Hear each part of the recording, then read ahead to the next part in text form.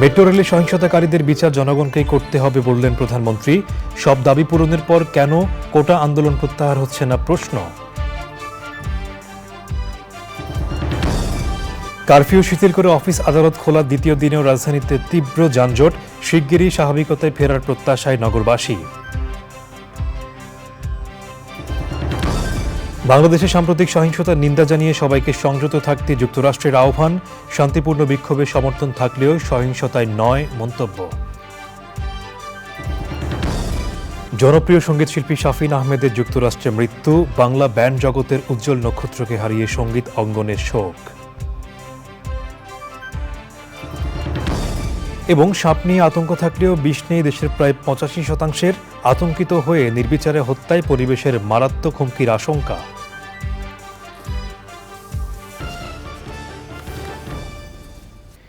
এছাড়াও নিটলটাটা বিশেষ সংবাদে যা থাকছে।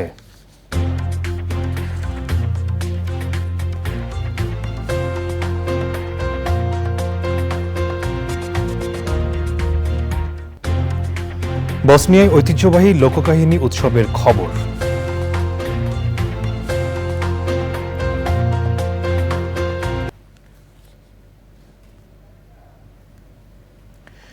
সংবাদ শিরোনামগুলো জানাচ্ছিলাম। এখনকার এই সংবাদ আয়োজন একই সঙ্গে চ্যানেল আইর ইউটিউব চ্যানেলে এবং চ্যানেল আইয়ের ওটিটি প্ল্যাটফর্ম আই স্ক্রিনে লাইভ স্ট্রিম হচ্ছে। এবার বিস্তারিত। মিরপুর 10 নম্বর মেট্রো স্টেশন পরিদর্শন করে প্রধানমন্ত্রী শেখ হাসিনা বলেছেন, জনগণের সম্পদ মেট্রো রেলে যারা সহিংসতা চালিয়েছে তাদের বিচার জনগণকেই করতে হবে। কোটা আন্দোলনকারীদের সব দাবি পূরণ করার পরও কেন তারা আন্দোলন প্রত্যাহার করছে না সে প্রশ্ন রাখেন প্রধানমন্ত্রী। নীলাদ্রি শেখরের রিপোর্ট।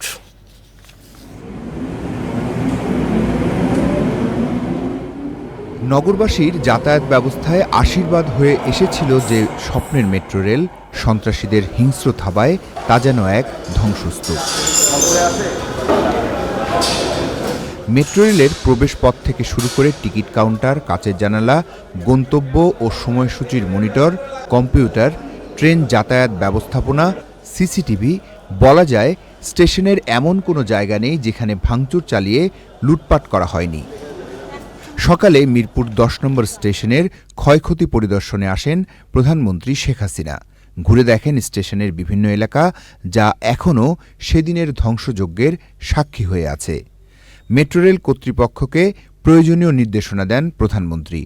নগরবাসীর যাতায়াত ব্যবস্থায় আমূল পরিবর্তন আনা, মেট্রোতে এমন সহিংসতায় প্রধানমন্ত্রী যে তীব্র কষ্ট পেয়েছেন তা ফুটে উঠেছিল তার বক্তব্যে। ধ্বংসের চিত্র দেখলাম, এটা বিশ্বাস হতে চায় না যে এদেশে মানুষেরা করতে পারে। এই মেট্রো রেলে কি আমি চড়বো? শুধু আমরা সরকার চড়বে? শুধু আমাদের মন্ত্রীরা চড়বে? না সাধারণ জনগণ চড়বে? সেটা আমার প্রশ্ন। এর উপকারিতা কারা পাচ্ছেন? এদেশের মানুষ, আপনারা, সাধারণ জনগণ পাচ্ছে। তাহলে এর উপর এত ক্ষোভ কেন? ঘন্টার পর ঘন্টা আবার ট্রাফিক জ্যামে পড়ে থাকতে হবে, আবার কর্মস্থলে পৌঁছানো, আবার ফেরত আসা, দীর্ঘ সময় লাগবে। আপনাদের কষ্ট লাঘব করতে চেয়েছিলাম, তা আপনাদেরকেই বলবো যে এই কষ্ট আমি লাঘব করতে চেয়েছি। এই কষ্ট আবার যারা সৃষ্টি করলো তাদের বিরুদ্ধে আপনাদেরই রুখে দাঁড়াতে হবে, দেশবাসীকেই রুখে দাঁড়াতে হবে। এর বিচার তাদের করতে হবে। সব দাবি পূরণ হওয়ার পরও কেন এখনও আন্দোলন চলছে সে প্রশ্ন রাখেন সরকার প্রধান। যে দাবি তারা করেছিল, সমস্ত দাবি শুধু মানা না, তার থেকে বেশি আমরা দিয়েছি, হাইকোর্টে দিয়ে দিয়েছে। তারপরেও কিন্তু এখন থামেনি। কেন থামেনি? আমি দেশবাসীর কাছে সেটাই আমি বিচার চাই। প্রথমে 1 দফা কোটা সংস্কার করতে হবে, ওই 1 দফা পরে আসলো 4 দফা, তারপর আসলো 6 দফা, তারপর আসলো 8 দফা, তারপরে আবার 4 দফা, আবার ওই 4 দফাও হবে না, আরও 8 দফা। এইভাবে এমন একটা পরিবেশ সৃষ্টি, আর সেই সাথে সাথে এই ধ্বংসযজ্ঞ, মানে এই ধ্বংসযজ্ঞটাকে সুযোগ সৃষ্টি করে দেওয়া। ব্যাপক ধ্বংসযজ্ঞে ক্ষতিগ্রস্ত মেট্রো রেলের মিরপুর স্টেশন পুরোপুরি চালু হতে কত সময় লাগবে তা এখনও নির্ধারণ করা সম্ভব হয়নি। মিরপুর 10-এর এই মেট্রো রেল স্টেশনের এমন কোনো জায়গা নেই যেখানে সহিংসতার ছাপ নেই। হয়তো এটা ঠিক হতে 1 বছর লাগবে, কিন্তু এই মেট্রো রেল জুড়ে যে সহিংসতা চালানো হয়েছে তার ছাপ হয়তো রয়ে যাবে বছরের পর বছর। Niladri Shekhar, channel I, Mirpur station, Dhaka. 7 ঘন্টা কারফিউ শিথিল করে অফিস আদালত খোলার দ্বিতীয় দিনেও রাজধানীর সড়কগুলোতে ছিল যানবাহনের ভিড়। যানজটে নাকাল হয়েছে সাধারণ মানুষ। গন্তব্যে পৌঁছাতে ঘন্টার পর ঘন্টা রাস্তায় আটকে ছিলেন অফিস ফেরত মানুষ।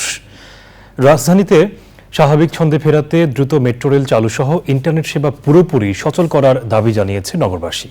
রোকসানা আমিনের রিপোর্ট। সপ্তাহের শেষ কার্যদিবসে সকাল 10টা থেকে বিকেল 5টা পর্যন্ত 7 ঘন্টা কারফিউ শিথিল করা হয়। যানবাহনের চাপ বেড়ে যাওয়ায় যানজটে নাকাল হতে হয় অফিস ফেরত নগরবাসীকে। মেট্রো রেল ও ঢাকা এলিভেটেড এক্সপ্রেসওয়ে বন্ধ থাকায় গাড়ির চাপ পড়ে রাজধানীর বিভিন্ন সড়কে। সারাদিনের কর্মব্যস্ততা শেষে বাসায় ফিরতে ভোগান্তিতে পড়েন সাধারণ মানুষ। সবাই একটু কাজ কামে যাইতে হয়, ঠিক আছে, কিন্তু যানজটের লেগে তারা মানুষ অস্থির। গুলিস্তান থেকে রওনা দিয়েছি 2টা বেজে, এখন 2-3 ঘন্টা রাস্তায় জ্যাম পড়ে আছি। প্রচুর জ্যাম, খুব ভোগান্তির মধ্যে আমি এখন ভালুকা যাচ্ছি, প্রচুর কষ্ট হচ্ছে। অনেক সময় থেকে হাঁটতেছি।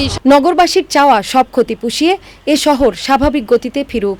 এটা আসলে স্বাভাবিক জীবনযাত্রা না, অ্যাকচুয়ালি আমাদেরকে যত তাড়াতাড়ি সময় স্বাভাবিক জীবনযাত্রায় ফিরে আসা উচিত।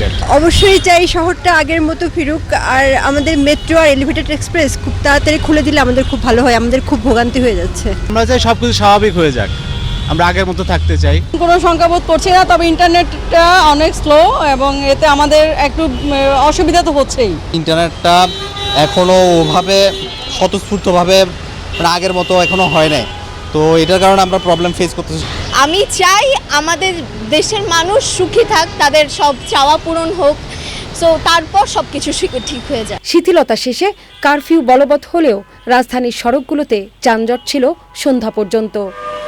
রোকসানা আমিন, চ্যানেল আই, ঢাকা। কোটা সংস্কার আন্দোলনের সময় পুলিশ হত্যাকারীদের চিহ্নিত করা হয়েছে বলে জানিয়েছে গোয়েন্দা পুলিশ।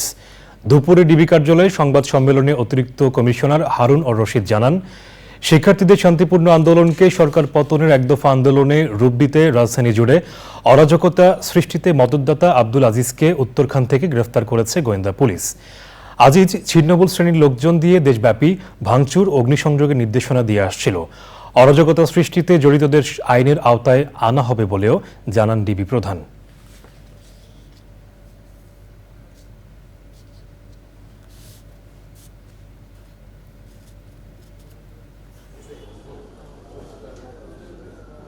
যতগুলি আন্দোলন হয়েছে একটা নির্বাচিত সরকারের বিরুদ্ধে, আমরা বাংলাদেশ পুলিশ কিন্তু আমরা কঠোর হস্তে দমন করার চেষ্টা করেছি।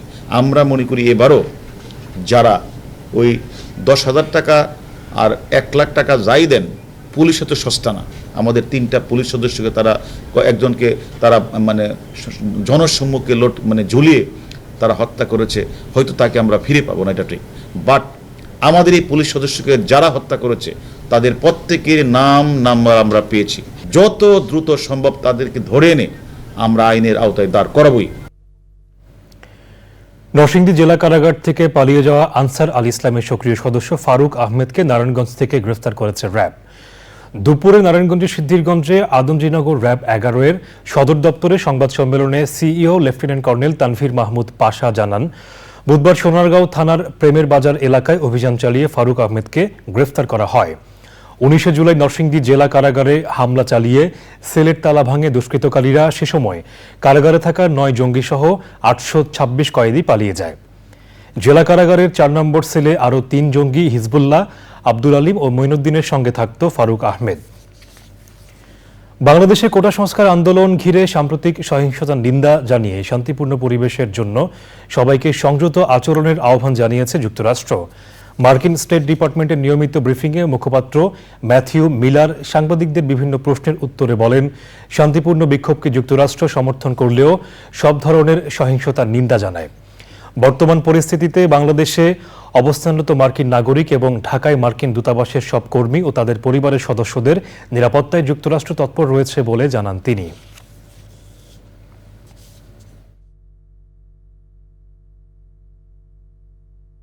The people of Bangladesh to be able to exercise their fundamental freedoms the same way we want people all over the world to be able to exercise their fundamental freedoms, and we continue to urge both protesters, private citizens, and the government to refrain from violence.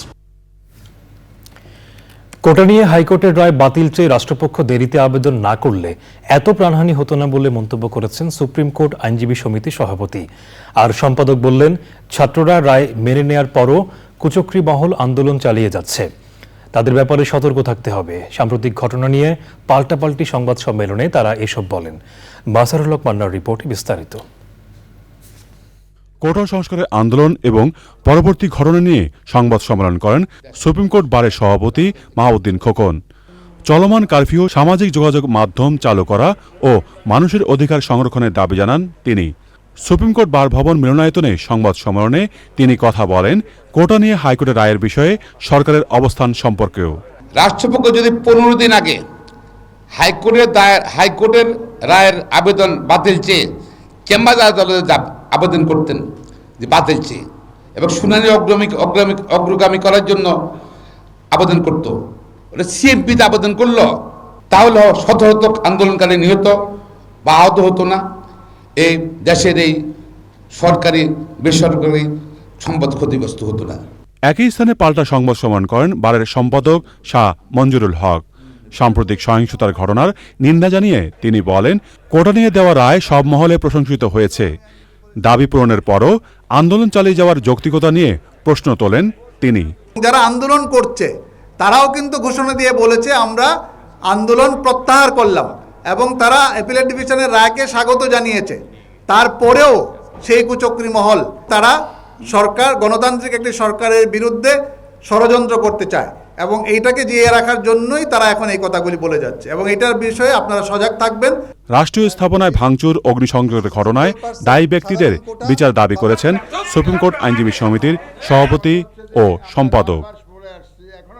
মাঝড়ক Manna, channel I, Dhaka. জনপ্রিয় band তারকা ও সঙ্গীত শিল্পী শাফিন আহমেদ মারা গেছেন।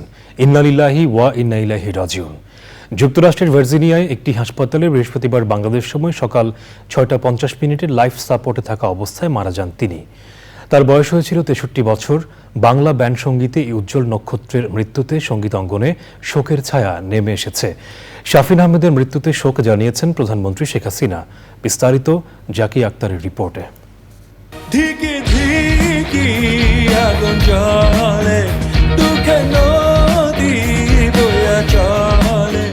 জনপ্রিয় band সঙ্গীত শিল্পী শাফিন আহমেদ, যিনি 80 ও 90 দশকের জনপ্রিয় ব্যান্ড মাইলসের বেস গিটারিস্ট এবং প্রধান গায়ক ছিলেন। ব্যান্ডের বাইরে তিনি এককভাবে গান গেয়েও সঙ্গীত ক্যারিয়ারে সুনাম অর্জন করেছিলেন।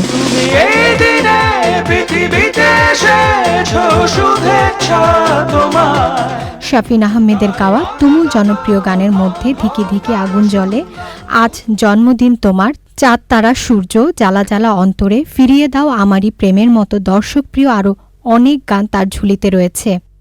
ব্যান্ড সঙ্গীতের এই জাদুঘর শাফিন আহমেদ বৃহস্পতিবার বাংলাদেশ সময় সকাল 6:50 যুক্তরাষ্ট্রের ভার্জিনিয়ায় চিকিৎসাধীন অবস্থায় মৃত্যুবরণ করেন। গত 20 জুলাই ভার্জিনিয়ার একটি কনসার্টে অংশ নিতে যুক্তরাষ্ট্রে গিয়েছিলেন শাফিন আহমেদ। কনসার্টের আগে অসুস্থ হয়ে পড়লে শো বাতিল করা হয়। সেদিনই তাকে ভর্তি করা হয় হাসপাতালে। অবস্থার অবনতি হলে তাকে লাইফ সাপোর্টে নেওয়া হয়। কিংবদন্তির কণ্ঠশিল্পী ফিরোজা বেগম ও সঙ্গীতজ্ঞ কমল দাশগুপ্তের ছোট সন্তান শাফিন আহমেদের জন্ম 1961 সালের 14 ফেব্রুয়ারি। পারিবারিক পরিমণ্ডলে গানের পরিবেশের মধ্যেই বড় হন শাফিন আহমেদ। শৈশবে বাবার কাছে উচ্চাঙ্গ সঙ্গীত শিখেছেন আর মায়ের কাছে শিখেছেন নজরুল সঙ্গীত। বড় ভাই হামিন আহমেদ সহ যুক্তরাজ্যে পড়াশোনার সুবাদে পাশ্চাত্য সঙ্গীতের সংস্পর্শে এসে ব্যান্ড সঙ্গীত শুরু করেন। দেশে ফিরে গড়ে তোলেন মাইলস, যা দেশের শীর্ষ ব্যান্ডের মধ্যে এখনও জনপ্রিয়।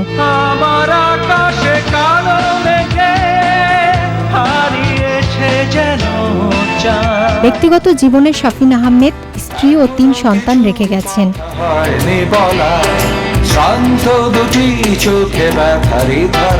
চ্যানেল আইয়ের সঙ্গে জনপ্রিয় সঙ্গীত শিল্পীর ছিল নিবিড় সম্পর্ক। চ্যানেল আইয়ের সঙ্গীতের ভিন্ন ধারার আয়োজন দ্য পিয়ানো লাউঞ্জে গান পরিবেশন করেন তিনি। জনপ্রিয় তারকাকথন অনুষ্ঠানেও অতিথি হয়েছেন বহুবার। জীবনে তোমার শেখা। শাফিন আহমেদ দেশের ব্যান্ড সঙ্গীত প্রেমীদের মাঝে আজীবন বেঁচে থাকবেন তার গানের মধ্য দিয়ে। তুমি কি চাও না? Zakia Akter, channel I. বিশিষ্ট সাংবাদিক নারী অধিকার আন্দোলনের অন্যতম পথিকৃৎ ও সংগঠক, লেখক, রাজনীতিবিদ ও সাবেক সংসদ সদস্য বেবি মওদুদের 10ম মৃত্যুবার্ষিকী আজ। মৃত্যুবার্ষিকীতে তার স্মরণে অনুষ্ঠান সম্প্রচার করেছে চ্যানেল আই। সুলতানা হিমুর রিপোর্ট। নারী অধিকার আন্দোলনের অন্যতম সংগঠক বেবি মওদুদ অদম্য বাঙালি ও জাতীয়তাবাদী চেতনা ধারণ করতেন গুণী এই ব্যক্তিত্ব। একাধারে তিনি ছিলেন সাংবাদিক, লেখক ও রাজনীতিবিদ। 1948 সালের 23শে জুন কলকাতার বর্ধমান জেলায় জন্মগ্রহণ করেন বেবি মওদুদ। তার পুরো নাম এএন মাহফুজা খাতুন হলেও সবাই চেনেন বেবি মওদুদ নামে। Commonwealth journalist association international president emeritus ছিলেন বেবি মওদুদ। জাতীয় সংসদের সংসদ সদস্য ছিলেন তিনি। বাংলাদেশের শীর্ষস্থানীয় জাতীয় দৈনিকে সাংবাদিকতাও করেছেন বেবি মওদুদ। দীর্ঘদিন দুরারোগ্য ব্যাধি ক্যান্সারে ভোগে 2014 সালের আজকের দিনে মৃত্যুবরণ করেন বেবি মওদুদ। মরণোত্তর রোকেয়া পদক পেয়েছেন তিনি। মৃত্যুবার্ষিকীতে তার স্মরণে অনুষ্ঠান সম্প্রচার করেছে চ্যানেল আই। তাকে নিয়ে স্মৃতিচারণ করেন প্রখ্যাত আলোকচিত্র সাংবাদিক পাভেল রহমান। বেগম রোকেয়ার যেরকম ছায়া আমরা দেখতে পাই সুফিয়া খালাম্মার কাছে, খালাম্মার মাধ্যমে উত্তরসূরি একেবারেই বেবি আপাকেও আমি পেয়েছি। এবং আমাদের যে বেবি আপার যে কাজের স্টাইলটা বা আমরা তাদের দুজনের ছবি দেখতে পাচ্ছি এখন। হ্যাঁ, তো এটা কাছে খুবই আমার কাছে আমি খুবই সৌভাগ্যবান যে এরকম মহিষী নারীদের সাথে আমি কাজ করার সুযোগ পেয়েছি। বেবি মওদুদের আদর্শ তরুণ প্রজন্মকে অনুপ্রেরণা দেবে বলে মনে করেন বিশিষ্টজনেরা। Sultana Himu, channel I. সম্প্রতি দেশজুড়ে ছড়িয়ে পড়ে চন্দ্রবোড়া বা রাসেলস ভাইপার সাপের আতঙ্ক। অপতথ্য গুজবে বিভিন্ন স্থানে রাসেলস ভাইপার সাপ মনে করে আতঙ্কে সব ধরনের সাপ পিটিয়ে মারা হয়েছে। বিশেষজ্ঞরা বলছেন বাংলাদেশের প্রায় 85% সাপেরই বিষ নেই। এমন পরিস্থিতিতে পরিবেশের ভারসাম্য হারানোর পাশাপাশি জীববৈচিত্র্য ও খাদ্য উৎপাদন প্রক্রিয়া মারাত্মক হুমকিতে পড়বে বলে আশঙ্কা করা হচ্ছে। চন্দ্রবোড়া বা রাসেলস ভাইপার সাপ ও প্রতিবেশ নিয়ে দেখুন আফরোজা হাসির ডেস্ক রিপোর্ট।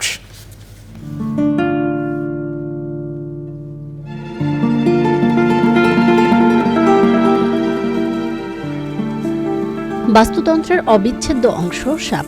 ক্ষতিকর পোকামাকড় এবং ইঁদুর খেয়ে প্রকৃতি ও জীববৈচিত্র্যের ভারসাম্য রক্ষায় গুরুত্বপূর্ণ ভূমিকার কারণে সাপকে বলা হয় কৃষকের বন্ধু।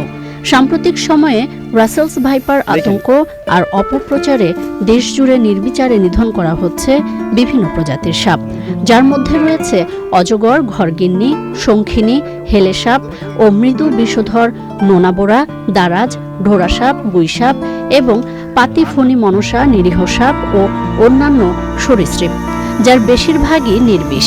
অথচ এরাই রাসেলস ভাইপার সাপ খেয়ে পরিবেশের ভারসাম্য আনে। কিন্তু অজ্ঞতা ও গুজবের প্রভাবে মেরে ফেলা হয়েছে এসব উপকারী সাপ। সাপ কীটপতঙ্গ নিয়ন্ত্রণের একটি প্রাকৃতিক রূপ। সাপ যেমন অন্য প্রাণী খেয়ে পরিবেশের ভারসাম্য রক্ষা করে, তেমনি সাপও অন্য প্রাণীর খাদ্য হয়ে বজায় রাখে বাস্তুতন্ত্রের ভারসাম্য। রাসেলস ভাইপার আগ্রাসী সাপও নয়, তাই হত্যা না করে দরকার সার্বিক সচেতনতা। প্রতিবেশের সাপের ভূমিকা অন্য কেউ পূরণ করতে পারে না। ভবিষ্যতের বাসযোগ্য ধরিত্রী বিনির্মাণে সাপ এবং অন্যান্য প্রাণী পরিবেশের ইতিবাচক যে ভূমিকা রাখে সেই সম্পর্কে জানার বিকল্প নেই। আফরোজা হাসি, প্রকৃতি ও জীবন ডেস্ক, চ্যানেল আই। দর্শক, চন্দ্রবোড়া বা রাসেলস ভাইপার সাপ প্রতিবেশ নিয়ে বিশেষ আয়োজন দেখবেন আজ রাত 10:15 প্রকৃতি ও জীবন অনুষ্ঠানে। সংবাদের রিপোর্ট জানিয়েছি বিরতি, আর বিরতির পর জানিয়ে ফিরছি। কামালা হ্যারিসকে কট্টর বামপন্থী উম্মাদ বললেন ডোনাল্ড ট্রাম্প। দেশবাসীর উদ্দেশ্যে দেয়া ভাষণে গণতন্ত্র রক্ষায় সবাইকে একসঙ্গে কাজ করার আহ্বান।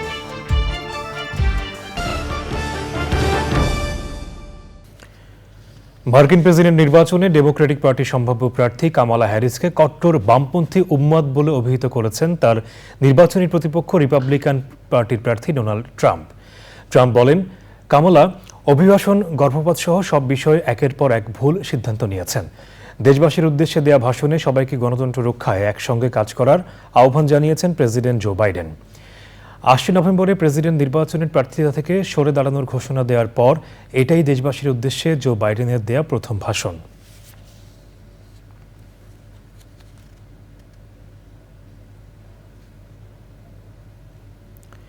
এবারে আইস্ক্রিন সাংস্কৃতিক সংবাদ।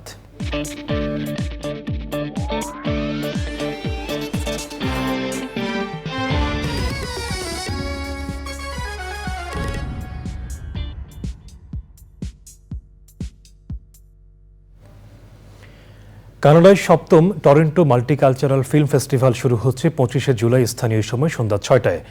ড্যানফোর্থ এভিনিউর মাল্টিকালচারাল ফিল্ম স্ক্রিনিং সেন্টারে ৫ দিনের এই উৎসব চলবে ২৯শে জুলাই পর্যন্ত। এবারের উৎসবে ২৭টি দেশের স্বাধীন ও বিকল্পধারার চলচ্চিত্র নির্মাতাদের ৬২টি পূর্ণদৈর্ঘ্য ও স্বল্পদৈর্ঘ্য কাহিনী নিয়ে চলচ্চিত্র এবং প্রামাণ্য চলচ্চিত্র প্রদর্শিত হবে। ৭ম মাল্টিকালচারাল ফিল্ম ফেস্টিভ্যাল উদ্বোধন করবেন বাংলাদেশ টেলিভিশনের প্রথম মহাপরিচালক জামিল চৌধুরী। উৎসবের উদ্বোধনী দিনে দেখানো হবে শবনম ফেরদৌসীর সিনেমা আজব কারখানা। এতে অভিনয় করেছেন পরমব্রত চট্টোপাধ্যায় ও দোয়েল সহ অন্যরা। এবারে নিটল টাটা বিশেষ সংবাদ।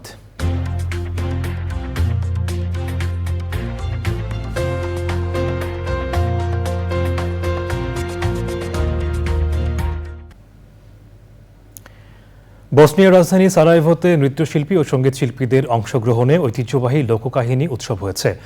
অটোমান যুগের পুরনো এই শহরে যৌথ শোভাযাত্রা এবং ঐতিহ্যবাহী রঙিন পোশাকের শত শত অভিনয় শিল্পী একত্রিত হন। উৎসবে ৫ শতাধিক নৃত্যশিল্পী এবং সঙ্গীত শিল্পী শহরের রাস্তা দিয়ে হেঁটে নিজেদের সংস্কৃতির নৃত্য পরিবেশন করেন। গ্রীষ্মকালীন এই উৎসব দেখতে বসনিয়ায় প্রত্যেক বছর প্রচুর পর্যটক উপস্থিত হন।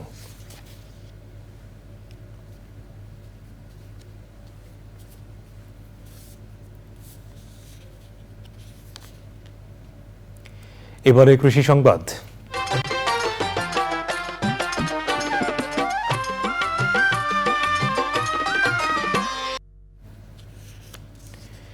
চলমান পরিস্থিতিতে কৃষিপণ্য পরিবহনে বিপাকে পড়েছেন বিভিন্ন অঞ্চলের কৃষক ও ব্যবসায়ী। ঢাকা সহ দেশের বিভিন্ন প্রান্তে উৎপাদিত ফসল না পৌঁছানোয় ক্ষতিগ্রস্ত হচ্ছেন তারা।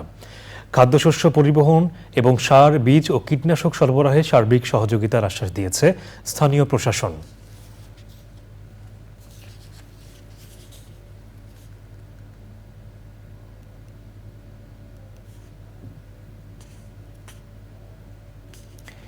এবারে প্রকৃতি সংবাদ।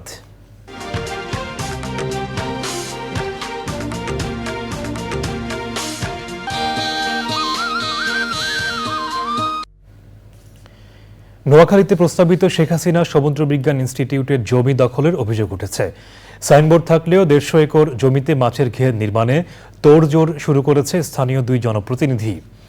দখলদারদের বিরুদ্ধে আইনগত ব্যবস্থা নেয়ার হুঁশিয়ারি কর্তৃপক্ষের।